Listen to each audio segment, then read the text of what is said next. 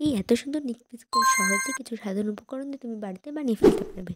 চলো ভিডিও তাহলে শুরু করা যাক। হে, আমি Megha, welcome back to my channel. চলে এসেছে আর একটা নতুন ভিডিও নিয়ে। হ্যাঁ, ভিডিওটা কিন্তু স্কিপ না করে পুরোটা দেখবে আর পারলে সেভ করে রাখবে। আজকে আমি মোল্ডেড ক্লেতে বানাতে চাইছি খুব সুন্দর সুন্দর নেকলেস। আমি রেজিন আর হার্ডনারকে খুব ভালোভাবে মিক্স করে নিলাম। মিক্স করার পর যতটা আমার দরকার ততটা নিয়ে বাদ বাকিটা ভালো করে এয়ারটাইট কন্টেনারে রেখে দিতে হবে, তা না হলে এটা কিন্তু শুকিয়ে যাবে।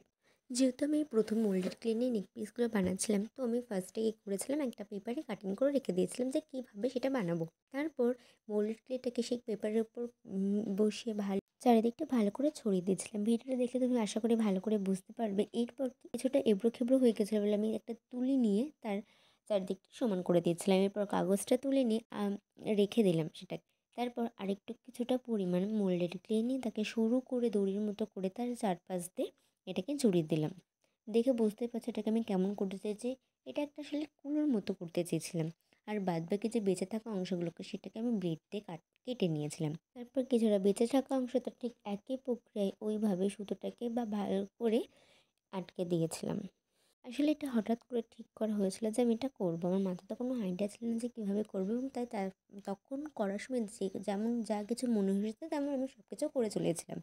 এরপর আমার কাছে কিছু জাম্প রিং ছিল, সেই জাম্প রিং আর কিছু ঝুমকো ছিল, ওইগুলো খুলে আমি অবশ্যই এটা তখনও শুকিয়ে যায়নি। আসলে আমি করতে অনেক ভুল হয়েছে, এবং পরে আমি ইউটিউবে টিউটোরিয়াল দেখে বুঝেছিলাম যে আমাকে কী কী স্টেপ মেনে চলতে হতো।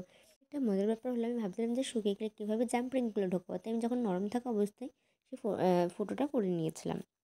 এরপর আমি বারবার হাত দেওয়ার কারণে জায়গাটা বসে যাচ্ছিলো, তো আমি ভাবলাম যে এর উপর দিয়ে আরেকবার এরকম সরু করে সুতোর মতো বর্ডারটা দিয়ে নেওয়া যাক।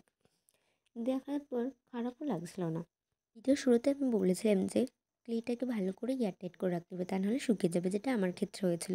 আমি ভালো করে রেখেছিলাম না, এর ফলস্বরূপ কী হয়েছিলো, ওটা শুকিয়ে যাচ্ছিলো। তো আমি তাড়াহুড়ো করে ভিডিও ছেড়ে যাতে সেটা নষ্ট না হয়ে যায় বাদবাকি ক্লেটা দিয়ে আমি এরকম করে করেছিলাম, তো অনেকটা শুকিয়ে গিয়েছিলো।